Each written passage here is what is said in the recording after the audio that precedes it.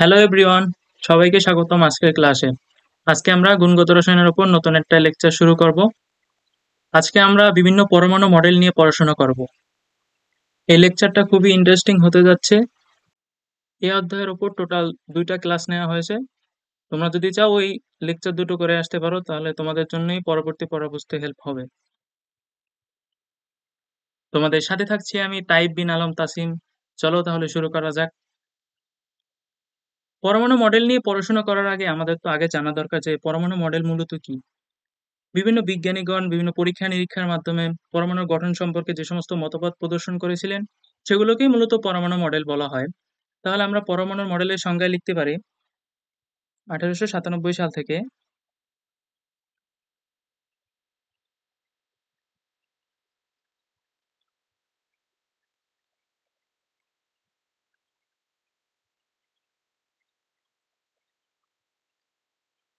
1932 খ্রিস্টাব্দ পর্যন্ত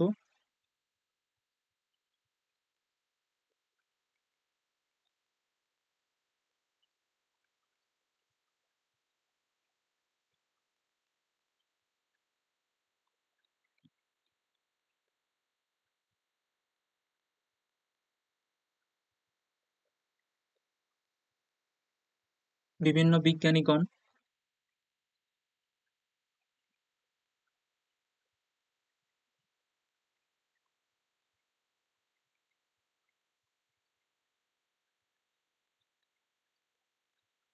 পরমাণুর গঠন সম্পর্কে যে সমস্ত মতবাদ প্রদর্শন করেন, পরীক্ষা নিরীক্ষার মাধ্যমে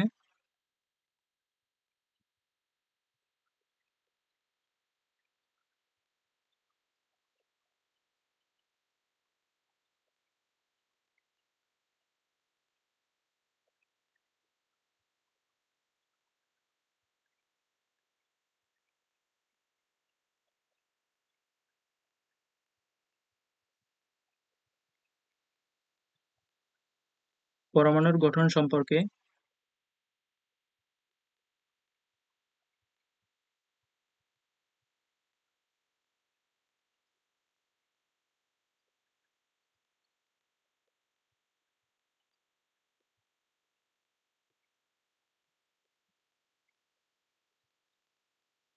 যেসব মতবাদ প্রদর্শন করেন,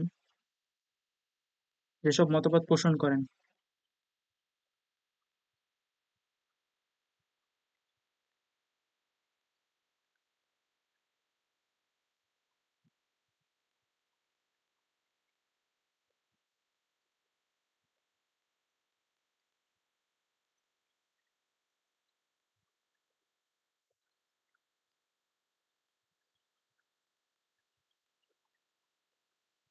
তাকে পরমাণু মডেল বলে।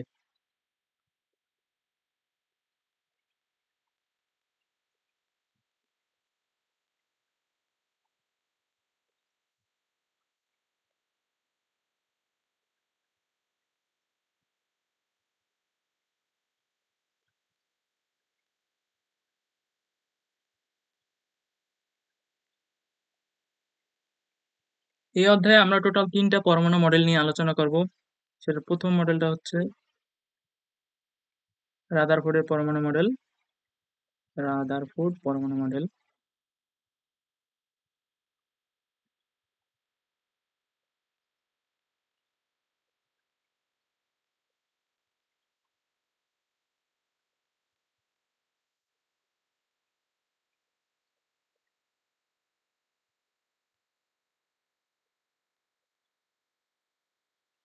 যেটা 1911 সালে আবিষ্কৃত হয়েছিল। 1911।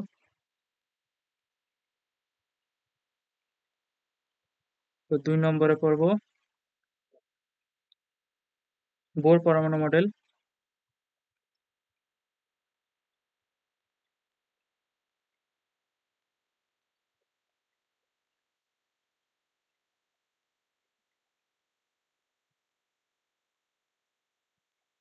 1913 সালে।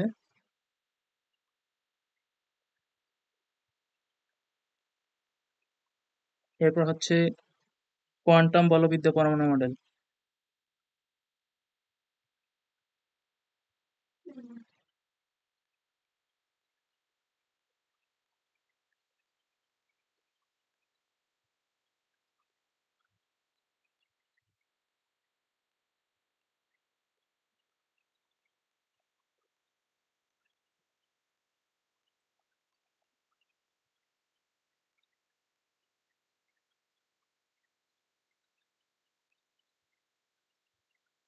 এটা প্রস্তাবিত হয়েছিল 1924 থেকে 1927 খ্রিস্টাব্দের মধ্যে।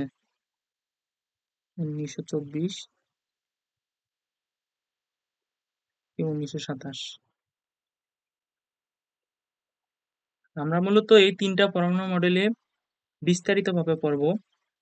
এর সাথে আমরা আরেকটা পরমাণু মডেল প্রথমে পড়ে নেবো, সেটা হচ্ছে থমসনের পরমাণু মডেল, বা যেটাকে আমরা বলি প্লাম পুডিং মডেল বা তরমুজ পুডিং মডেল।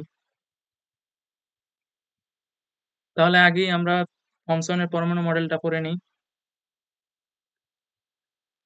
এই পরমাণু মডেলের আবিষ্কারক ছিলেন বিজ্ঞানী থমসন। আবিষ্কারকের নামটা লিখি।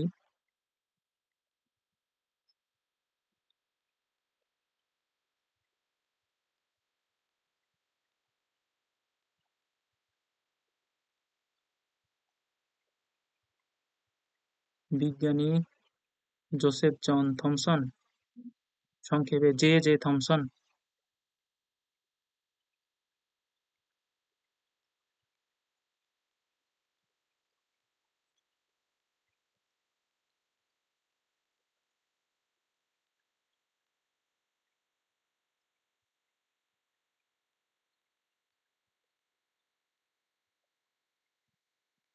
আর এই মডেলটার অপর নাম ছিল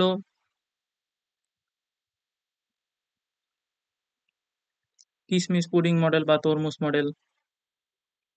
আর এটাকে কেন কিসমিস পুডিং মডেল বলা হতো সেটা আমি ব্যাখ্যা করতেছি।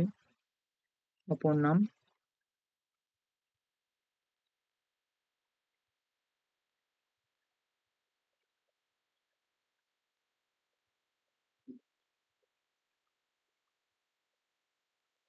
কিশমিশ পুডিং মডেল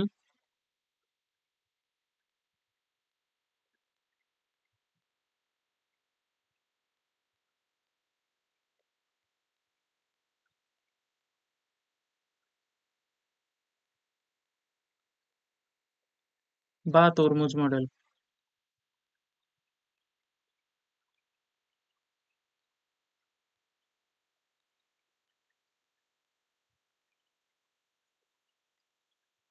বিজ্ঞানী থমসন বলেছিলেন যে পরমাণু হচ্ছে একটা ধনাত্মক গোলক যার ভিতরে ইলেকট্রন গুলো ছড়ানো ছিটানো অবস্থায় থাকে। মানে এটার স্ট্রাকচারটা হচ্ছে অনেকটা এরকম, যে আমরা যদি এটাকে একটা পরমাণু কল্পনা করি,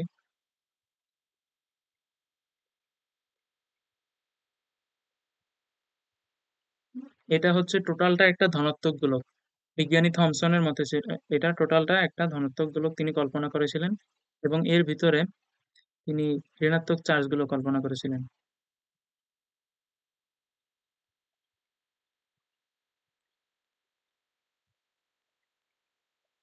এগুলো গোল্লা দিয়ে দিই, এগুলা প্রতিটা ঋণাত্মক চার্জ।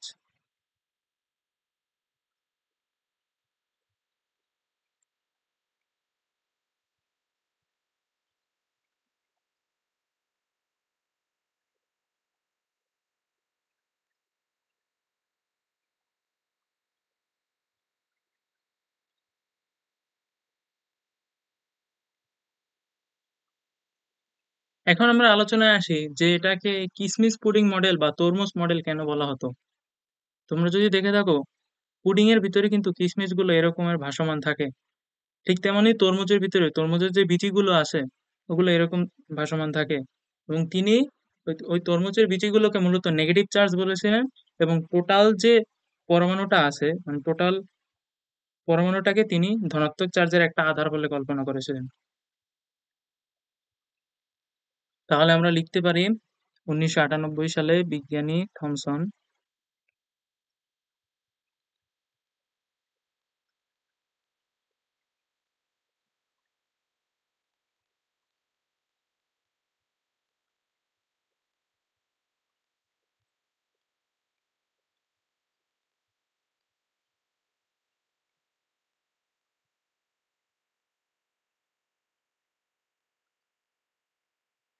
মতবাদ দেন যে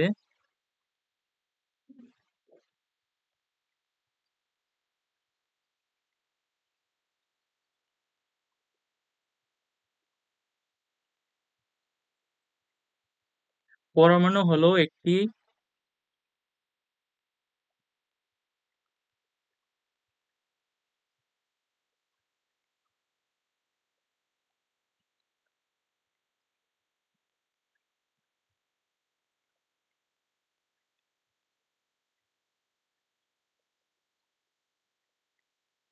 ধনাত্মক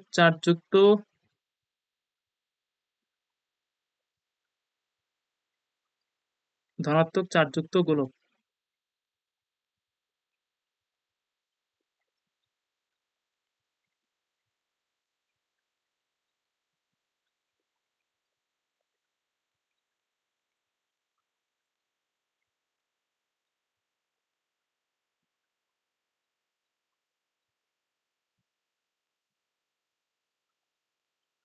যার অভ্যন্তরে সমান সংখ্যক ঋণাত্মক চার্জযুক্ত ইলেকট্রন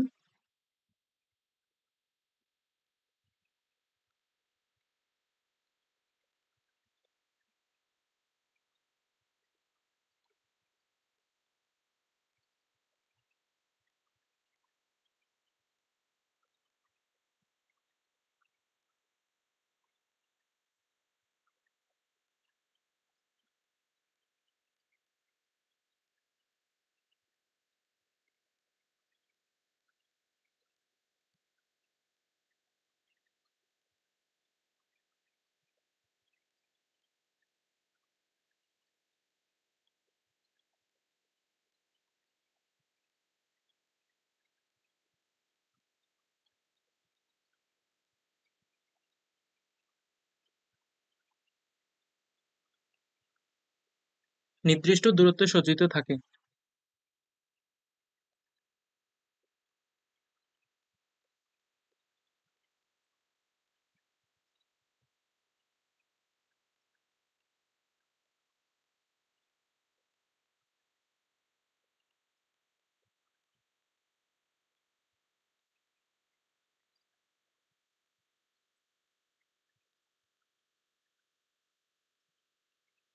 তার এই মডেলটি প্লাম পুডিং মডেল নামে পরিচিত।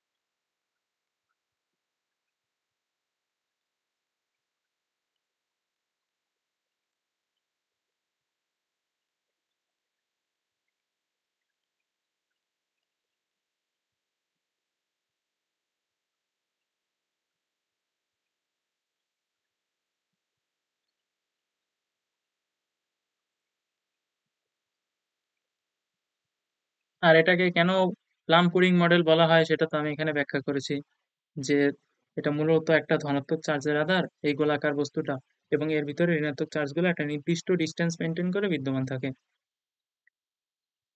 তাহলে আমরা এই চিত্রের নাম লিখে দিতে পারি থমসনের পরমাণু মডেল।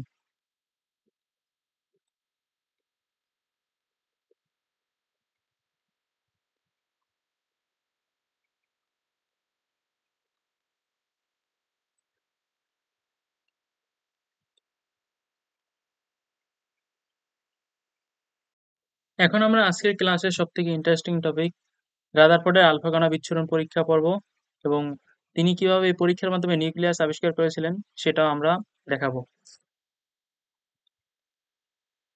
আমরা আগের স্লাইডে থমসনের পরমাণু মডেল দেখিয়েছিলাম। এই থমসনের পরমাণু মডেলটার সত্যতা প্রমাণ করার জন্যই রাদারফোর্ড মূলত আলফা কণা বিচ্ছুরণ পরীক্ষাটি করেছিলেন, এবং তার এই পরমাণু মডেলের মাধ্যমে মূলত থমসনের পরমাণু মডেলের সত্যতা যাচাই হয়।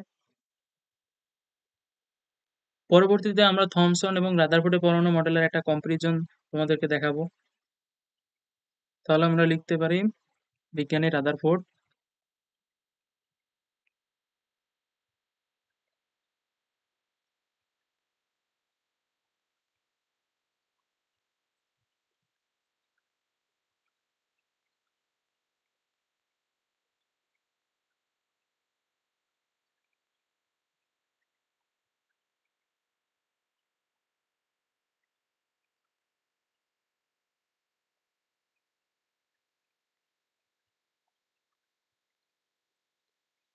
থমসনের পরমাণু মডেলের সত্যতা যাচাইয়ের জন্য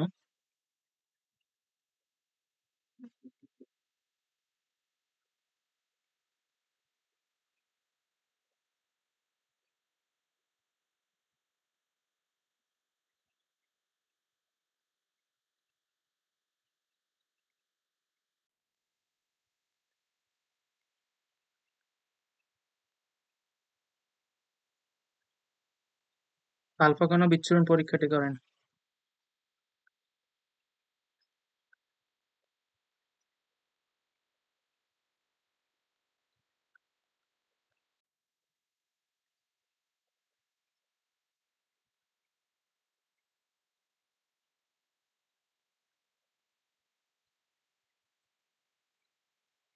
তার নির্দেশে তার দুজন সহযোগী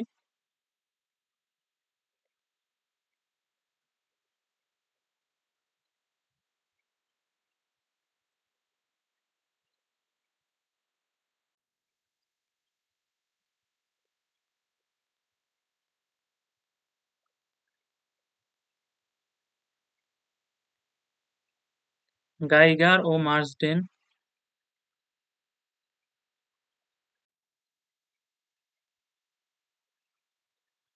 1911 সালে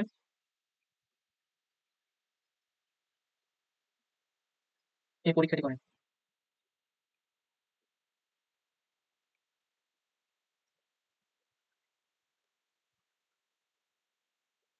এখন আমরা আলফা কণা বিচ্ছুরণ পরীক্ষার যে উপকরণগুলো ছিল ওগুলোর নাম লিখে দেবো, কারণ ওগুলো তোমাদের এমসিকিউ প্রশ্নতে আসে।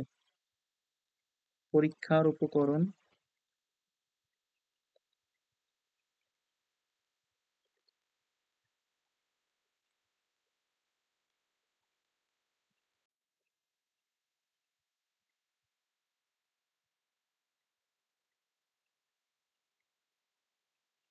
1 নম্বরে 0.0004 সেন্টিমিটার পুরুত্বের সোনার পাত।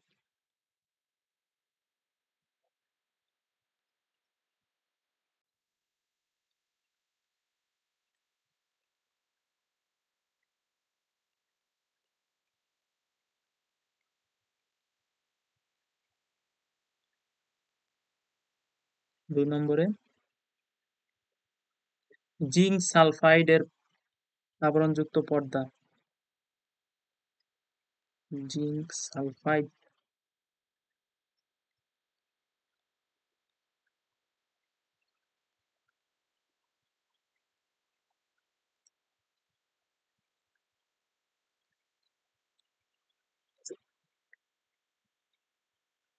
এর সংকেতটা হচ্ছে ZnS, আবরণযুক্ত পর্দা।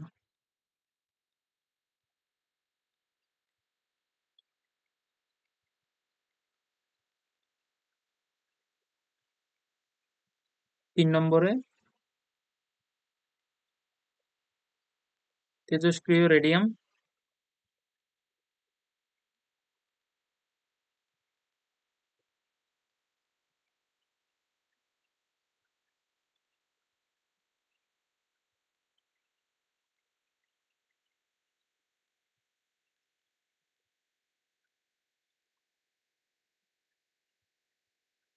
4 নম্বরে হচ্ছে লেড ব্লক।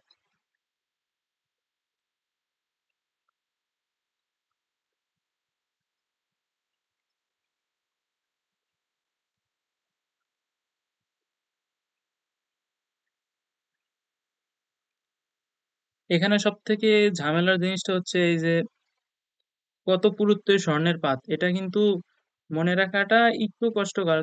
তারপরও এটা তোমাদের এমসিকিউ এক্সামের জন্য খুবই গুরুত্বপূর্ণ। মেডিকেলে তো অনেকবার এসেছে এই প্রশ্নটা, এবং তোমাদের বিভিন্ন বোর্ডের পরীক্ষাতেও আসে। আর হচ্ছে 2 নম্বরে যে জিঙ্ক সালফাইড, এটা অনেকেই ভুল করে। তোমাদের এইচএসসি 2022 সালের এক্সামে একটা প্রশ্ন এসেছিল যে রাদারফোর্ডের আলফা কণা পরীক্ষাতে কোন আবরণযুক্ত পর্দা ব্যবহার করা হয়। সেখানে অপশনে দেওয়া ছিল জিঙ্ক সালফেট। Zinc sulphate.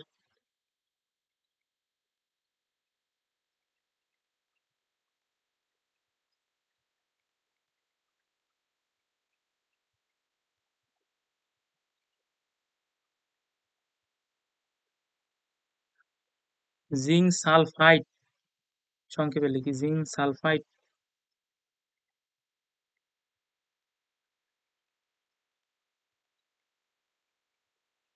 তারপর ছিল জিঙ্ক সালফাইড।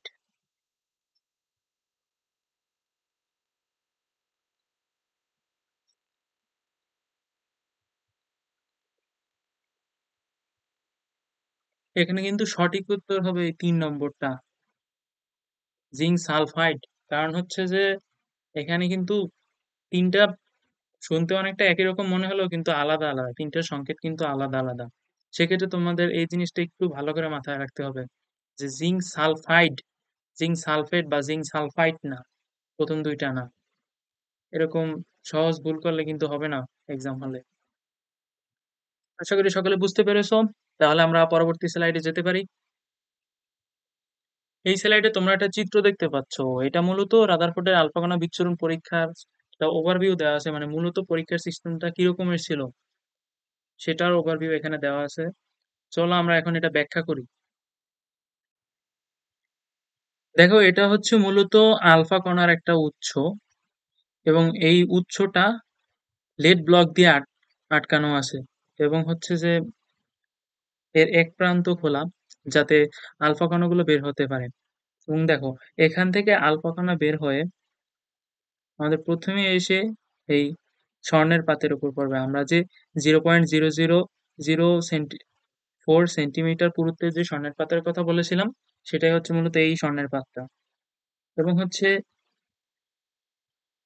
এর বাইরে যে এই গোলাকার অংশটা দেখতে পাচ্ছ, এই অংশটা কি? এটা হচ্ছে মূলত জিঙ্ক সালফাইডের আবরণযুক্ত পর্দা। জিঙ্ক সালফাইডের আবরণযুক্ত পর্দা।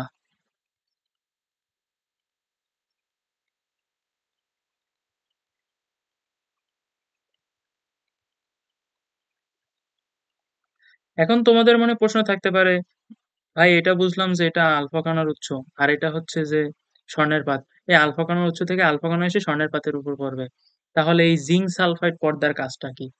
তো চলো আমরা এখন জিঙ্ক সালফাইড পর্দার কাজটা মূলত কি সেটা একটু ব্যাখ্যা করি। এই জিঙ্ক সালফাইডের একটা বৈশিষ্ট্য আছে, এটা হচ্ছে ফ্লোরোসেন্স বা প্রতিপ্রভা সৃষ্টিকারী।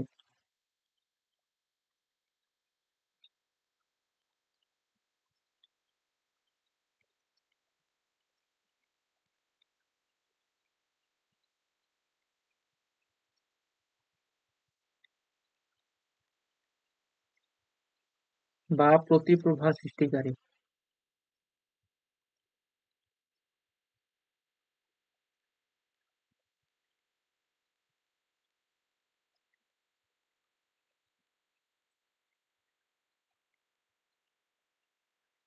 এখন এই প্রতিপ্রভা মানেটা কি? প্রতিপ্রভা মানে হচ্ছে আম, এক ধরনের আলোর স্ফুলিঙ্গ তৈরি করা। যখন আলফা কণাগুলো এসে এই জিঙ্ক সালফাইড পর্দার উপর পতিত হয়, তখন এই জিঙ্ক সালফাইড পর্দার উপর এক ধরনের আলোর ফুলকির মতো দেখা যায়। যেমনটা অনেক সময় তোমরা রাস্তাঘাটে দেখে থাকবে যে ঝালাই করলে যেরকম আলোর স্ফুলিঙ্গ তৈরি হয়, ওই রকমের অনেকটা আলোর স্ফুলিঙ্গ তৈরি হয়। আর এই প্রতিপ্রভার সৃষ্টিকারী পর্দার একটা উদাহরণ আমি তোমাদেরকে দিতে পারি। তোমরা হয়তো রাস্তাঘাটে চলার সময়, বিশেষ করে পাহাড়ি রাস্তাতে দেখে থাকবে, এরকম বিভিন্ন সাইনবোর্ড আছে, লেখা থাকে যে সামনে বাঁক, বা হচ্ছে যে সামনে গতিরোধক, এরকম অনেক কিছু লেখা থাকে। সাধারণত রাতের বেলা যখন এই সমস্ত রাস্তা দিয়ে যাওয়া হয়, গাড়ির লাইট যখন এই সমস্ত সাইনবোর্ডের উপর পড়ে, তখন দেখতে পাবে এই যে এখানে যে লেখাগুলো ছিল, ওই লেখাগুলো জ্বলজ্বল করছে। কিন্তু এখানে কিন্তু আসলে কোনো বৈদ্যুতিক উৎস নাই।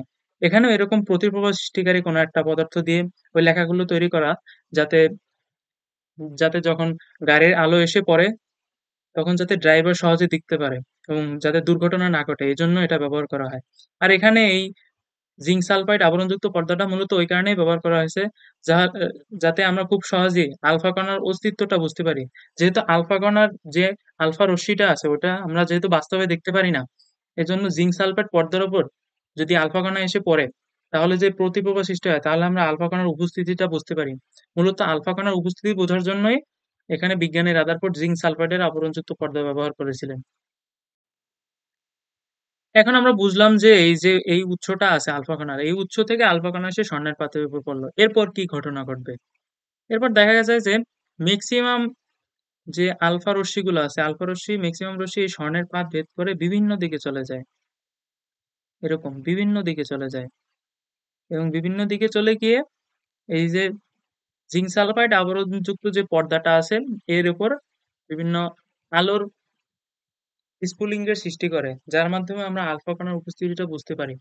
এবং টোটাল 20,000 কণার 20,000 আলফা রশ্মির ভিতরে মাত্র একটা মাত্র রশ্মি পিছনের দিকে ব্যাক করে। অর্থাৎ সরাসরি যেদিক থেকে এসেছিল অর্থাৎ এদিক থেকে যেহেতু আমাদের আলফা কণা এসেছে আবার এইদিকেই ব্যাক করে।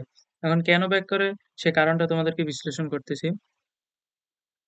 এর মাধ্যমে এই পরীক্ষার মাধ্যমে বিজ্ঞানী রাদারফোর্ড বুঝেছিলেন যে যেহেতু আমাদের আলফা রশ্মি একটা ব্যাক করে এর কারণে নিশ্চয়ই এই যে স্বর্ণের পাতটা আছে এই স্বর্ণের পাতের ভিতরে বাধাদানকারী কোনো বস্তু আছে। এখন আলফা কণা মূলত কি? আলফা কণা হচ্ছে দ্বিধনাত্মক হিলিয়াম নিউক্লিয়াস। আমরা জানি কি আলফা কণার সংকেত কি?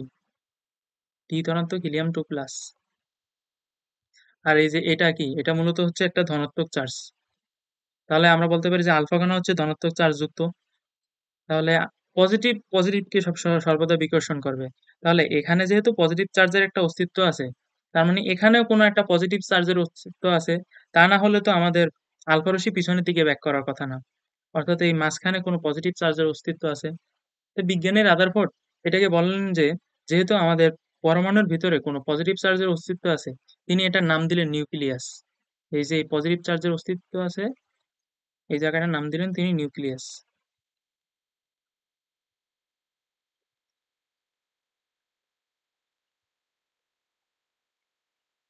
আর তোমরা একটা জিনিস খেয়াল করে দেখো এখানে কিন্তু অনেকগুলো আলফা রশ্মি এসেছে। অনেকগুলো আলফা রশ্মি এসে এ ধরো অনেকগুলো আলফা রশ্মি এসেছে এখান থেকে এসে ম্যাক্সিমাম রশ্মি কিন্তু এই স্বর্ণের পাত ভেদ করে বাইরের দিকে চলে গেছে এবং যে জিঙ্ক সালফাইডের আবরণযুক্ত পর্দা ছিল ওই পর্দার উপর প্রতিপ্রভা সৃষ্টি করেছে। তাহলে আমরা একটা জিনিস বলতে পারি যে এই পরমাণুর বেশিরভাগ জায়গা ফাঁকা, অর্থাৎ বাধাদানকারী বস্তু কম। আর আমরা বলেছি যে মাত্র 20,000 রশ্মির ভিতরে একটা রশ্মি, অর্থাৎ 20,000 রশ্মির ভিতরে 19,999টা রশ্মি এই যে স্বর্ণের পাত আছে স্বর্ণের পাত ভেদ করে বাইরের দিকে চলে যায়। মাত্র একটা মাত্র রশ্মি পিছনের দিকে ব্যাক করে টোটাল 20,000 রশ্মির ভিতরে। তাই বলতে পারি যে ওই বাধাদানকারী বস্তুটা হচ্ছে পজিটিভ চার্জ। আর নিউক্লিয়াসের আকৃতি খুবই ছোট, যেহেতু আমাদের মাত্র একটা রশ্মি 20,000 রশ্মির ভিতরে একটা রশ্মি পিছনের দিকে ব্যাক করেছে, তাই নিউক্লিয়াসের আকৃতিও খুব ছোট। এবং বিজ্ঞানী রাদারফোর্ড আরো বলেছিলেন যে এই নিউক্লিয়াসের ভিতরেই পরমাণুর সমস্ত ভর বিদ্যমান থাকে।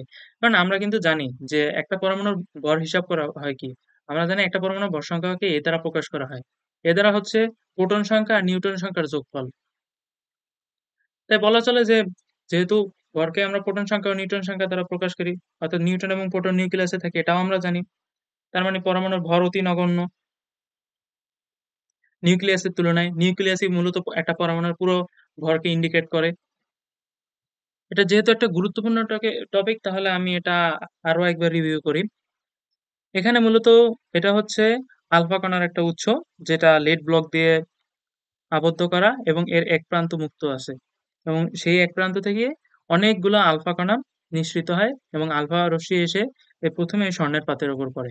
স্বর্ণের পাতের উপর পড়ে ম্যাক্সিমাম রশ্মি আমাদের স্বর্ণের পাত ভেদ করে বাইরের দিকে চলে যায় এবং যে জিঙ্ক সালফাইডের আবরণযুক্ত পর্দা আছে ওই পর্দাতে আলোকছটা বা প্রতিপ্রভা সৃষ্টি করে, যার যার মাধ্যমে আমরা আলফা কণার অস্তিত্ব বুঝতে পারি। এবং হচ্ছে মাত্র 20,000 কণার ভিতরে একটি মাত্র কণা পিছনের দিকে ব্যাক করে চলে আসে। যেহেতু পিছনের দিকে ব্যাক করে চলে আসছে, তার মানে আমাদের এইখানে বাধাদানকারী কোনো বস্তু আছে।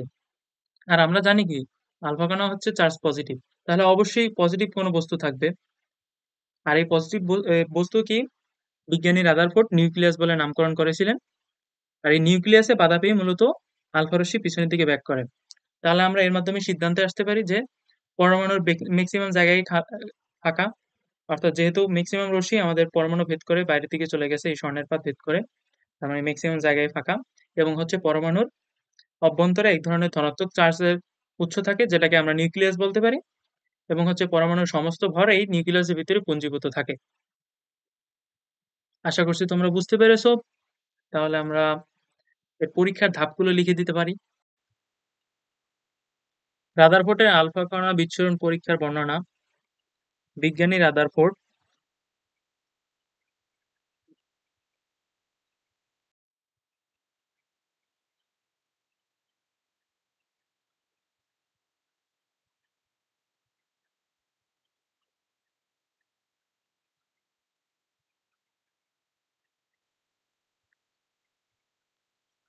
অতি উচ্চগতি সম্পন্ন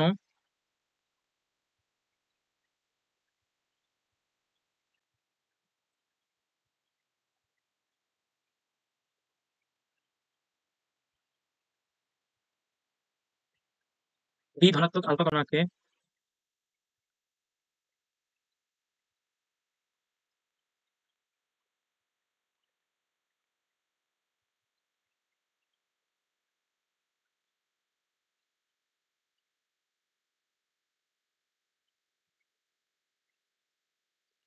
0.0004 সেন্টিমিটার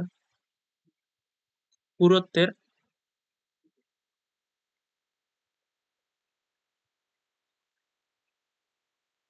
সোনার পাতের উপর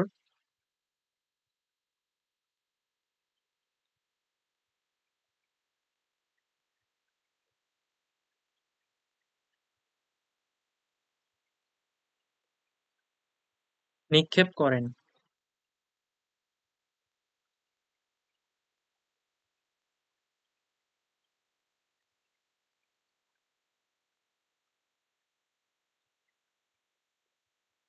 অধিকাংশ আলফা কণা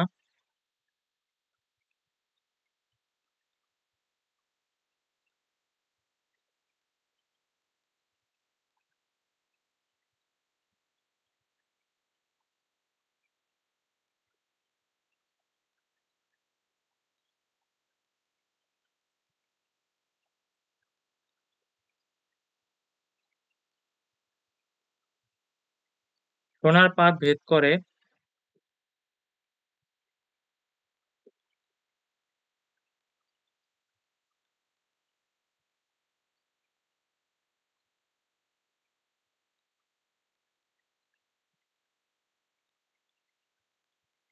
জিঙ্ক সালফাইড পর্দায় পড়ে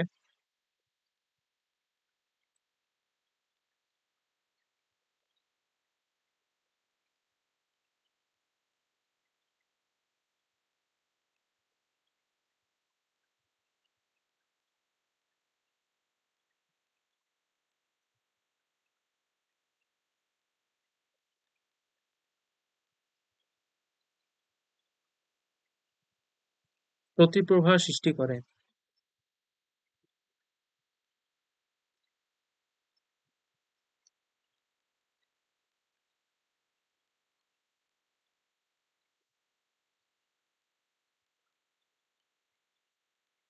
আর এই প্রতিপ্রবাহই আলফা কণার উপস্থিতি নিশ্চিত করে।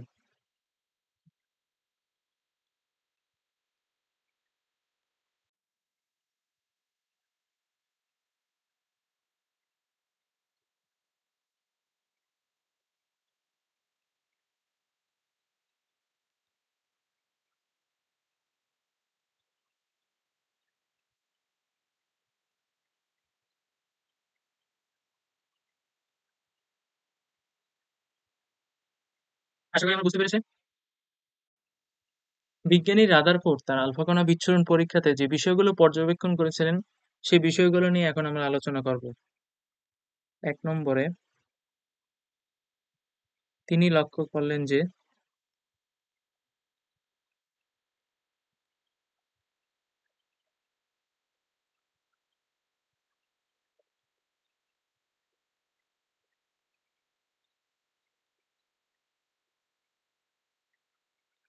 অধিকাংশ আলফা কণা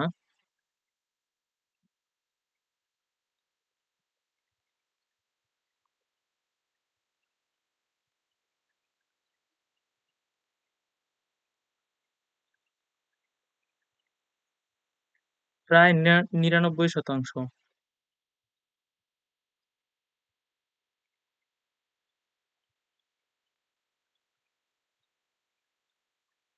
99%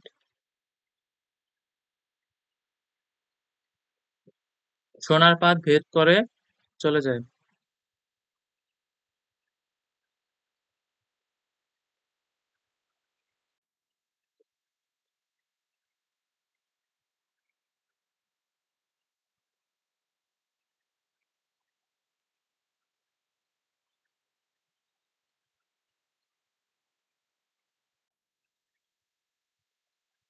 2 নম্বরে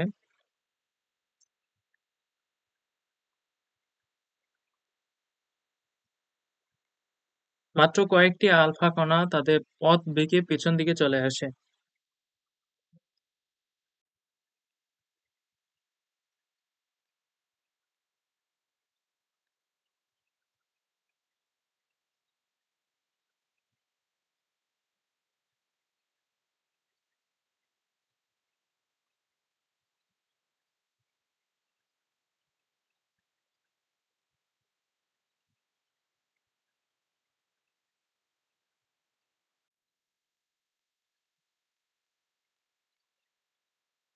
3 নম্বরে খুব কম সংখ্যক আলফা কণা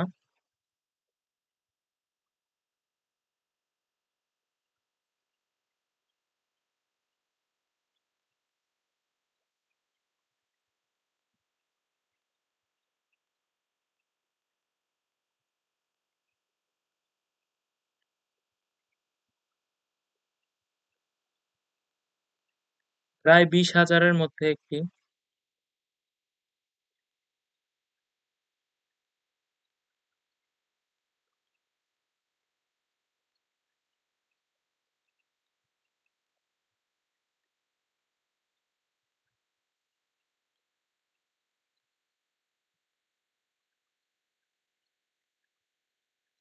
সরাসরি বিপরীত দিকে চলে আসে।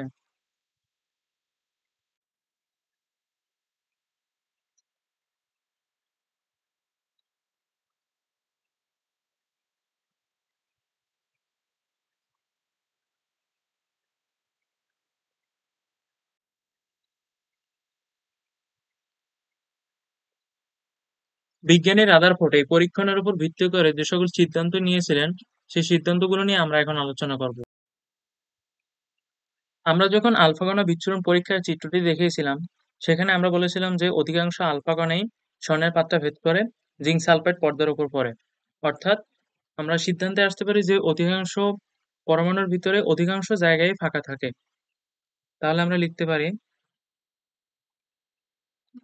যেহেতু অধিকাংশ আলফা কণাই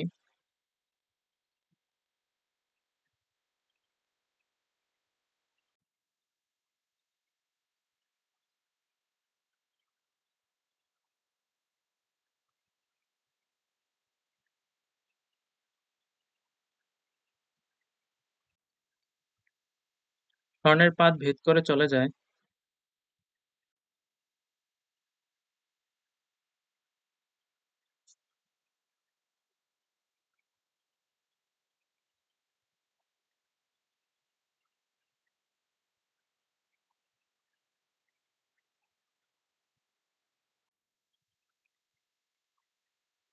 তাই বলা যায়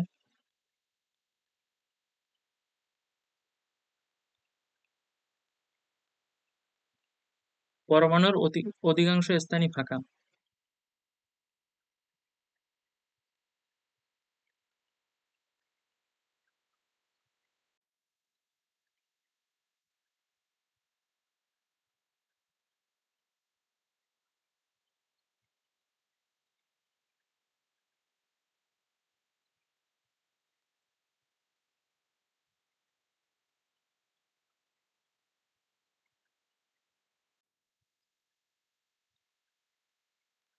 আমরা ওই চিত্রতে দেখিয়েছিলাম যে কিছু সংখ্যক আলফা কণা সরাসরি তার গতিপথ পরিবর্তন করে পিছন দিকে ফিরে আসে, অর্থাৎ বিকর্ষণ করে।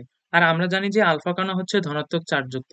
তাহলে অবশ্যই পরমাণুর ভিতরে কোনো ধনাত্মক চার্জ বিশিষ্ট কোনো বস্তু আছে যার কারণে বিকর্ষণ সৃষ্টি হয়। তাহলে আমরা বলতে পারি যে পরমাণুর কেন্দ্রে নিশ্চয়ই কোনো ধনাত্মক চার্জের আধার রয়েছে এবং যাকে বিজ্ঞানী রাদারফোর্ড নিউক্লিয়াস বলে আখ্যায়িত করেছিলেন। 2 নম্বর পয়েন্ট, খুব কম সংখ্যক আলফা কণা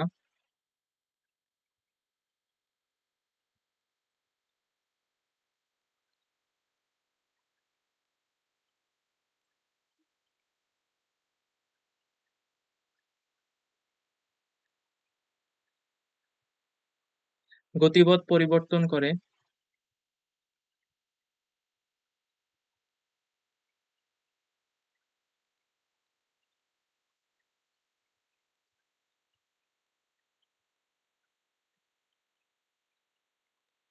সরাসরি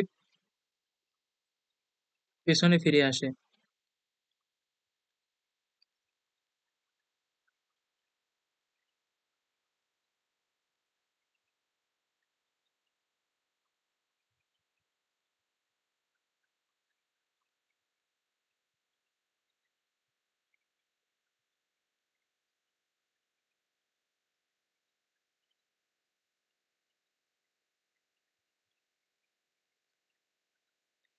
তাহলে আমরা বলতে পারি যে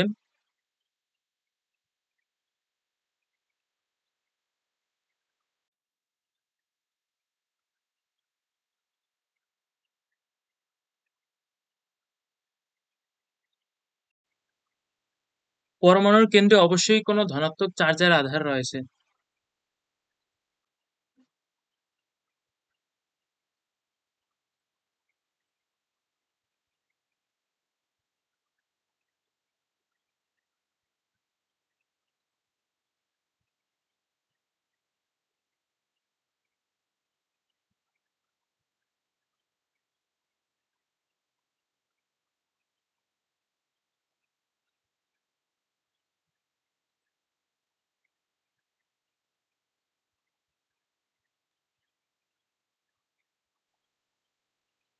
বিজ্ঞানী রাদারফোর্ড এর নাম দেন নিউক্লিয়াস।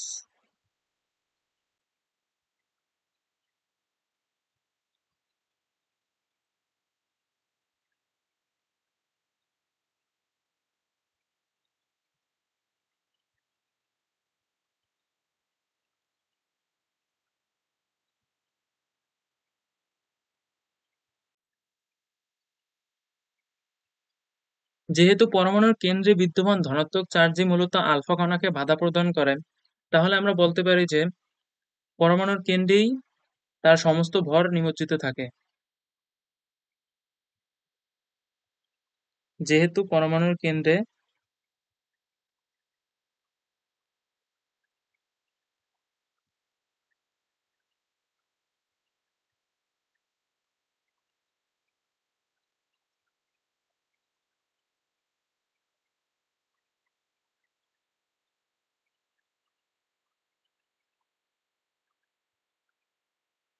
আলফা কণাকে বাধাদানকারী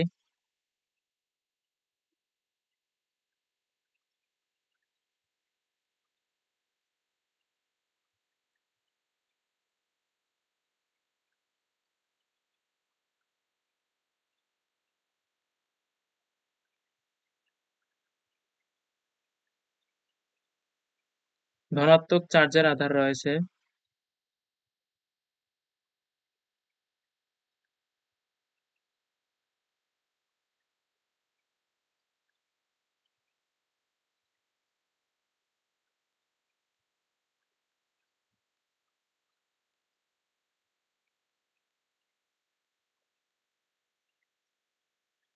তাই আমরা বলতে পারি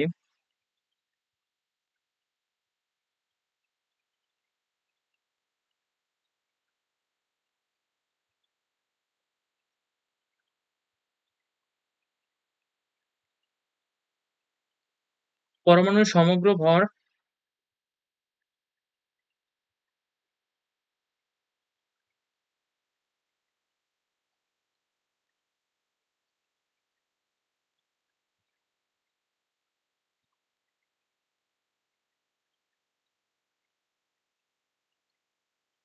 তার নিউক্লিয়াসে বিদ্যমান থাকে।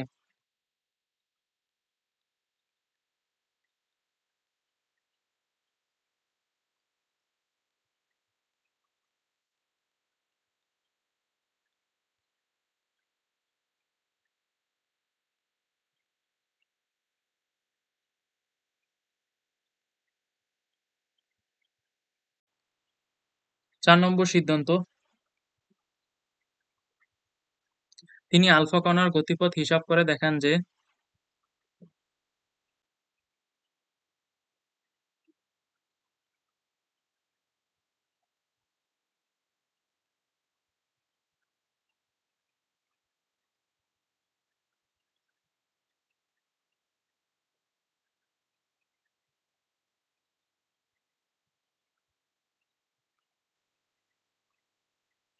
পরমাণুর নিউক্লিয়াসে ধনাত্মক চার্জের পরিমাণ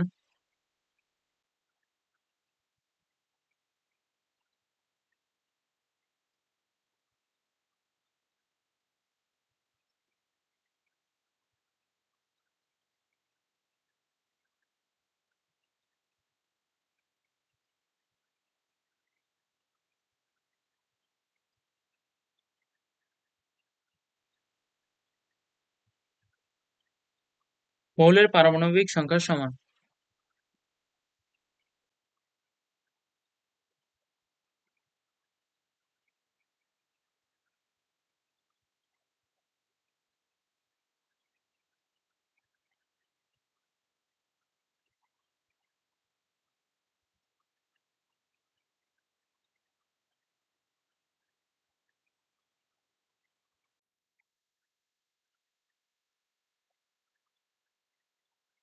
আমি তোমাদেরকে এই লাইনটা একটু বুঝিয়ে দেই। তিনি বলছিলেন যে পরমাণুর নিউক্লিয়াসে বিদ্যমান ধনাত্মক চার্জের পরিমাণ মৌলের পারমাণবিক সংখ্যার সমান। আচ্ছা, পরমাণুর নিউক্লিয়াসে বিদ্যমান ধনাত্মক চার্জ মূলত কোনটা? প্রোটন সংখ্যা না? কারণ হচ্ছে যে পরমাণুর নিউক্লিয়াসে থাকে কি প্রোটন আর নিউট্রন। আর নিউট্রন তো আমরা জানি চার্জ নিরপেক্ষ, আর প্রোটন হচ্ছে ধনাত্মক চার্জযুক্ত। আর মৌলের পারমাণবিক সংখ্যাকে আমরা কি দ্বারা ইন্ডিকেট করি? ইলেকট্রন সংখ্যা দ্বারা, প্রোটন সংখ্যা বা পারমাণবিক সংখ্যা। অর্থাৎ পরমাণুর নিউক্লিয়াসে যে সংখ্যক প্রোটন থাকে তার বাইরে ঠিক সেই সংখ্যকই ইলেকট্রন থাকে। এটা দ্বারাই মূলত এই জিনিসটা ইন্ডিকেট করা হয়েছে যে পরমাণুর নিউক্লিয়াসে বিদ্যমান ধনাত্মক চার্জের পরিমাণ মৌলের পারমাণবিক সংখ্যার সমান। অর্থাৎ যে কয়টা প্রোটন থাকে, মানে প্রোটন সংখ্যা এবং পারমাণবিক সংখ্যা সেম জিনিস। আশা করি তোমরা বুঝতে পেরেছো। ভিডিও শুরুতে তোমাদেরকে বলেছিলাম যে আমি তোমাদেরকে থমসন পরমাণু মডেল এবং রাদারফোর্ড পরমাণু মডেলের ভিতরে একটা কম্পারিজন দেখাবো। এখন সেই কম্পারিজনটা তোমাদেরকে দেখাই। মনে করো এটা হচ্ছে থমসনের পরমাণু মডেল, আর এটা হচ্ছে রাদারফোর্ডের পরমাণু মডেল। থমসনের পরমাণু মডেলে আমরা কি জেনেছি? পরমাণুর ভিতরে পরমাণুটা টোটালটা হচ্ছে একটি ধনাত্মক গোলক এবং এর ভিতরে নেগেটিভ চার্জ গুলো অবস্থান করে।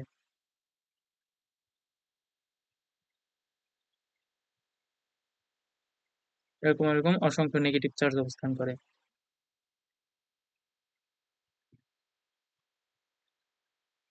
আর এটাকে আমরা কি মডেল বলেছিলাম?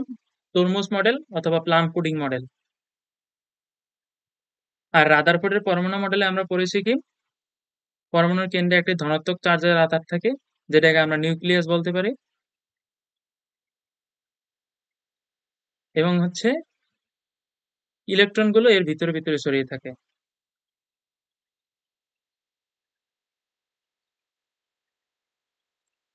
অর্থাৎ নেগেটিভ চার্জের আধারগুলো এরকমের থাকে।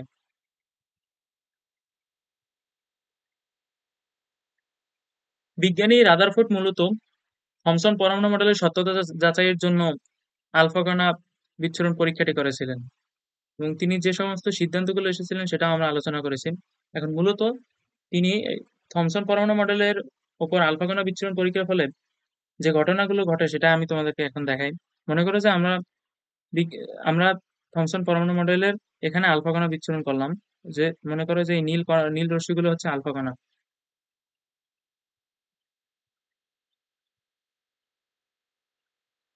বিজ্ঞানী থমসন বলেছিলেন যে পরমাণুর ভিতর দিয়ে যদি আমরা আলফা কণা ছাড়ি, বিজ্ঞানী রাদারফোর্ড যে পরীক্ষাটা করেছিলেন সেখানে আলফা কণাগুলো পাস হয়ে চলে যায়। কিন্তু বিজ্ঞানী থমসন কিন্তু এই যে রাদারফোর্ডের পরমাণু মডেলে যেরকম একটা নিউক্লিয়াসের অস্তিত্ব প্রমাণ করেছিলেন বিজ্ঞানী রাদারফোর্ড, বিজ্ঞানী থমসন কিন্তু কোনো নিউক্লিয়াসের অস্তিত্ব প্রমাণ করেননি।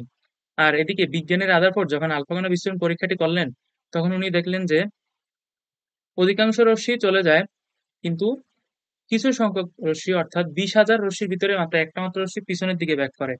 অর্থাৎ কেন্দ্রে কোনো ধনাত্মক চার্জের আধার আছে।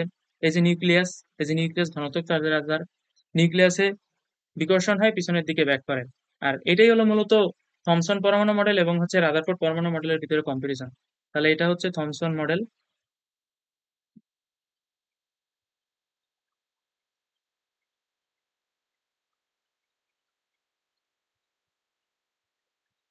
আর এটা হচ্ছে রাদারফোর্ড পরমাণু মডেল।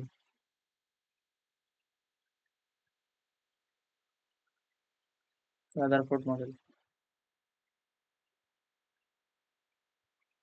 আশা করি তোমরা বুঝতে পেরেছো। এখন আমাদের সাথে থাকার জন্য তোমাদের সকলকে ধন্যবাদ।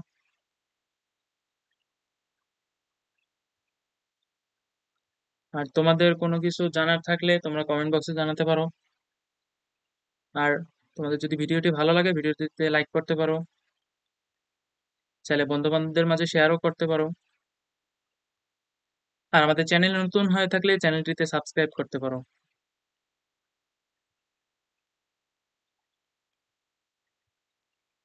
তো সবাই ভালো থেকো। আসসালামু আলাইকুম।